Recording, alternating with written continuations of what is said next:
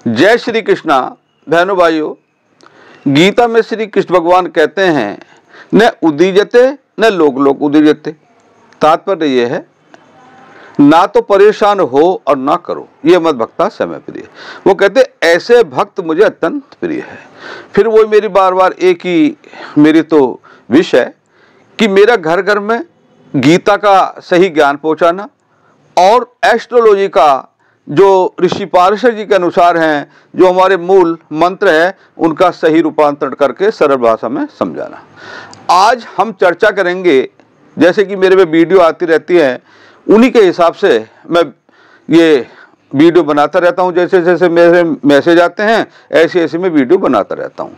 मुझसे बार बार पूछ रहे हैं, गुरुजी 1 साल से हम सुन रहे हैं कि ये विश्व योग क्या होता है। ध्यान रहे, जब शनि और चंद्रमा की युति एक साथ हो जाती है, हमेशा ध्यान रखें, गिरा देते हैं PAC पॉजिटिव एस्पेक्ट कंजैक्ट, यानी स्थिति दृष्टि युति से। लेकिन ज्यादा शुभ या शुभ फल देते हैं जब वो एक साथ बैठ जाते हैं।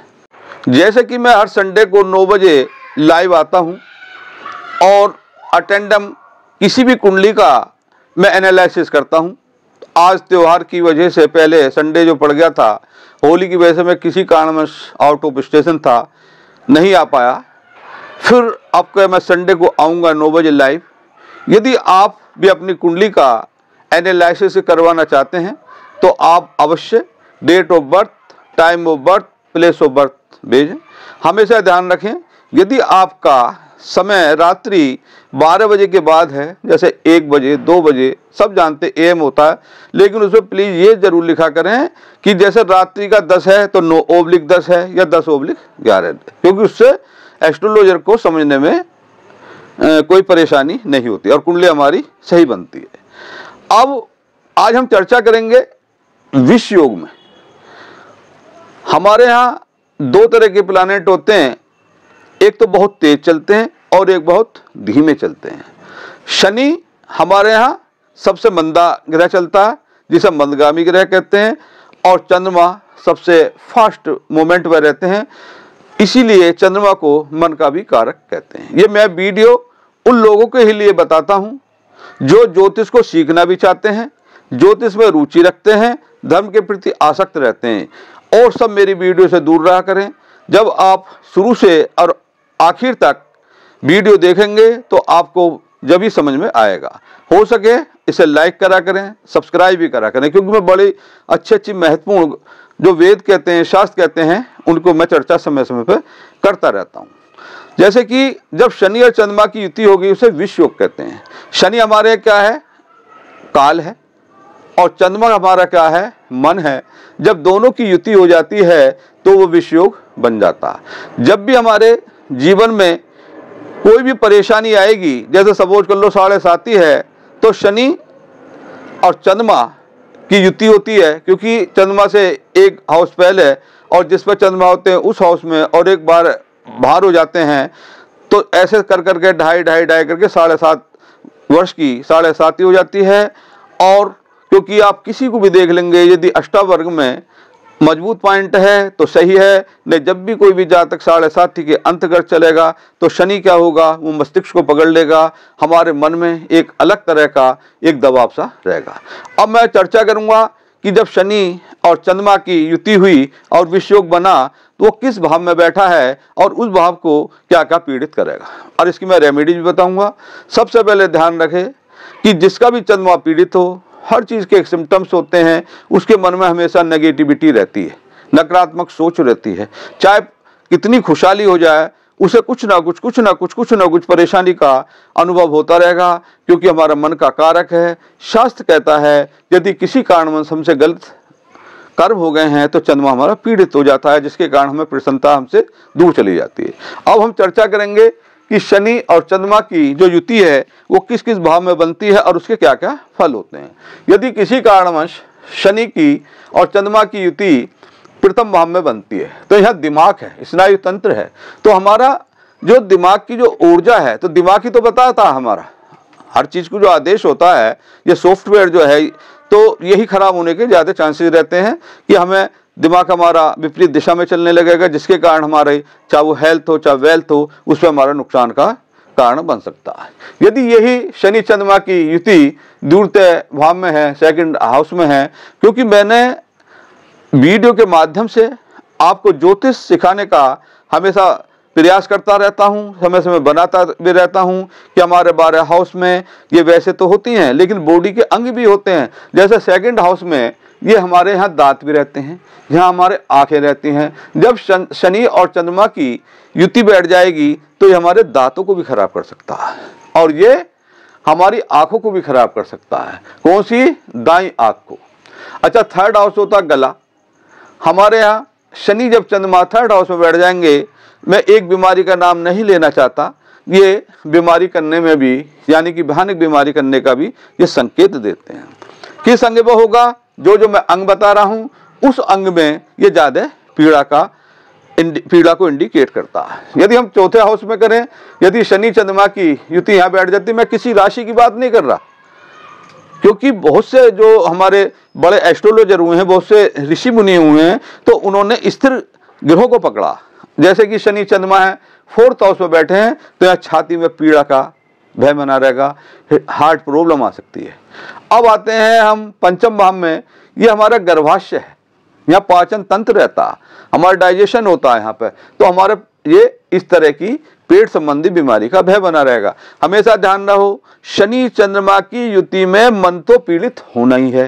ये मैं गोचर नहीं करा, ये कह रहा हूं मैं जब जातक पैदा हुआ, जिसे नब्ज ग्रह कहते हैं, उन ग्रहों की मैं चर्चा कर रहा हूं। अब आते हैं हम सिक्स हाउस में।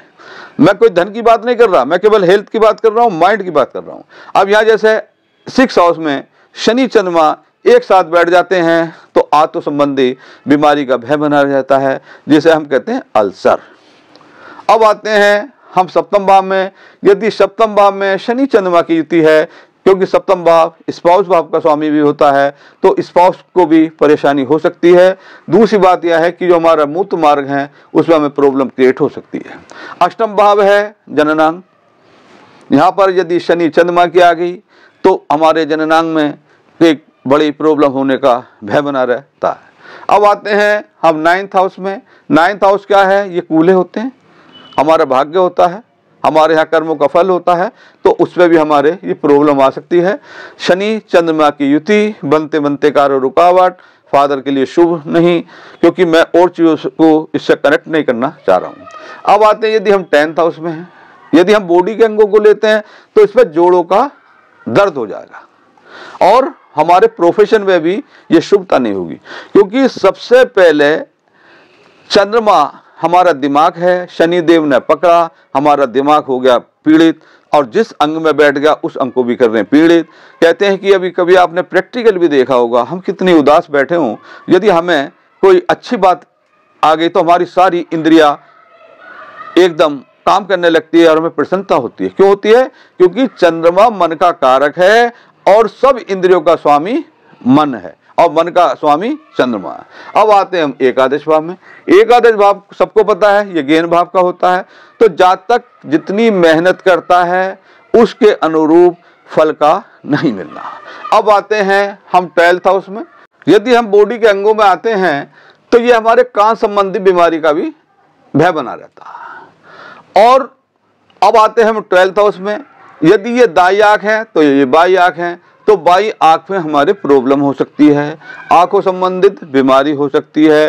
जैसे कि 12th हाउस कोर्ट कचहरी हॉस्पिटलेशन धन का दुरुपयोग हर कार्य का क्षय, तो इसका यह इंडिकेशन होगा, क्योंकि यहाँ निंद्रा सुख भी है, यहाँ से निंद्रा आती है, तो हमारे निंद्रा में बेचैनी हो सकती है। अब हम मेन सबसे बड़ी चीज होती है कि इनके उपाय क्या करें, इनकी रेमेडीज क्या है, जिससे कि हमें जो परेशानी हो रही है वो परेशानी ना हो। ये तो हमने संगम बैठाया शनि और चंद्रमा का, जिसके कारण विश्व योग बन गया, जिसके कारण कि हमारी मानसिकता बिगड़ गई। आपने देखा होगा जब किसी जातक का चंद्रमा बहुत अच्छा होता है तो वो परेशानियों में सुख रहता है, जिसका चंद्रमा खराब हो गया, पाप ग्रह से दुष्ट हो गया, खासतौर से शनि हो गया, तो उसमें हमेशा नेगेटिविटी रहती है। अब जैसे कि हम इनका उपाय क्या है, इनका हमें जाप करना पड़ेगा शनि और चंद्रमा का। शनि का मंत्र होता है ओम प्राम प्रीम प्रोम सह शनिश्चराय नमः। इसकी जो मात्रा होती है वो होती है 23,000। और चंद्रमा का जो मंत्र है ओम श्राम श्रीम श्रोम सह चंद्रमः नमः, जब संख्या होती है इसकी 11,000। इसका सबसे चीफ एंड बेस्ट उपाय क्या है? यदि आपकी कुंडली में ये विष योग है और आप चाहते हैं कि मैं प्रसन्न हूँ, मेरी मानसिकता सही रहे, तो जब भी आप पूजा बैठें आप उंगलियों से 21 बेर शनि का मंत्र पढ़ें, 21 बेर चंद्रमा का मंत्र पढ़ें और एक छोटा सा उपाय कर लें, जैसा ग्रह वैसा दान। जैसे सपोज कर लो शनि देव काले हैं, बहुत सी जगह ऐसी होती है वहाँ पीपल भी नहीं होता, हम कुछ दे भी नहीं सकते, तो आप मंत्र का जाप करें। यदि दान देने की जगह है तो आप काली शनि को शांत करने के लिए काली वस्तु का दान करें।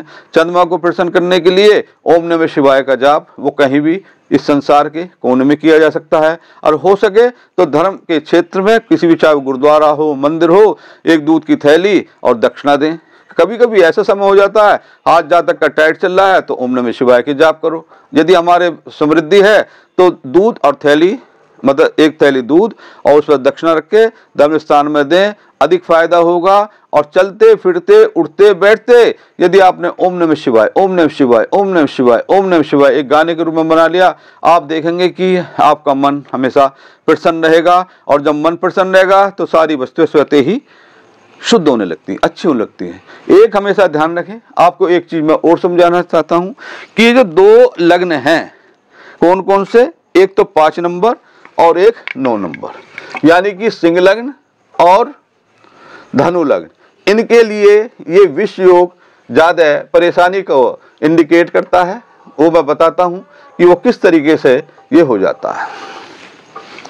क्योंकि हमेशा ये जो त्रिक भाव होते हैं, एक होता है त्रिषट आय 3, 6, 11, और ये त्रिक भाव जो होते हैं 6, 8, 12, ये तो मनुष्य को जो हम कर्म करके आए हैं उनके रूप हमें कष्ट देने की इन्होंने जिम्मेदारी ले रखी है। उसमें कोई भी ग्रह हो सकती है।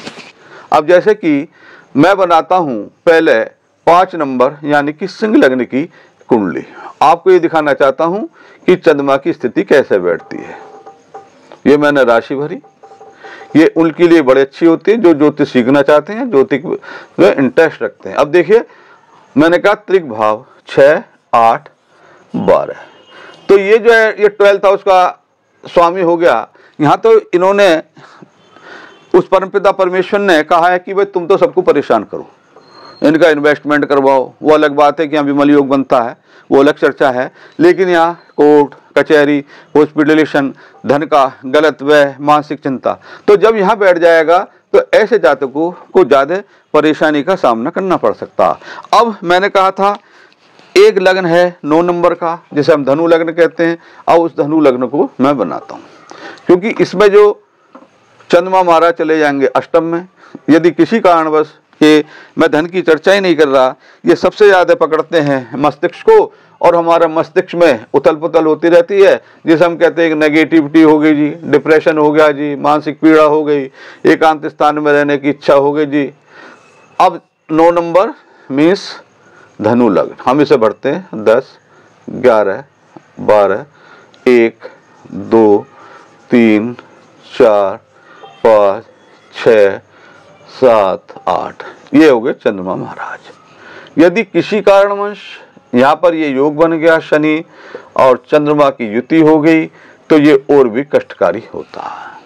हमेशा ध्यान रखो, चाहे शनि की 7.5 हो या शनि और चंद्रमा की युति हो, तो हमारे मन में बहुत ही नेगेटिविटी, नकारात्मक सोच, और हमें समय समय पर ऐसा लगता है कि हमें नींद नहीं आ रही या हमें कोई हमारी वस्तु हो गई हो। मिलते रहेंगे ऐसी ज्ञानवर्धक वीडियो से। यदि आप चाहते हैं कि ये शुभ सूचनाएं, बिल्कुल शास्त्रोक्त सूचनाएं आपको पहुंचते रहें, तो चैनल को सब्सक्राइब जरूर करें। जय श्री कृष्ण भगवान की।